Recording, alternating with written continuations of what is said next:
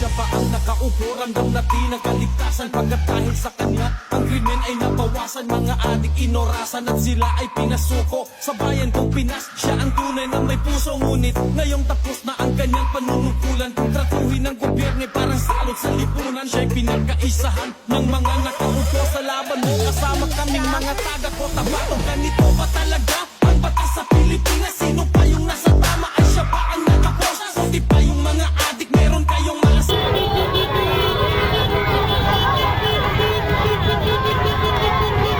Bakit paano naman yung ginahas at pinatay ng adik? Sa hunanya nakasabi ang pagkamalapad silat. Mimbaso bang imatay no tagaw ang magkakilat? Araw-araw may patayan na tila mapaligsahan. At ang mga mahihirap ay lalo pang nahirapan. Duterte pa rin kahit na ano man ang mangyari. Duterte ang pinakamagaling na presidente. Sa laban mo Duterte, kakampi mo ang marami. Noon hanggang ngayon Duterte pa rin kami.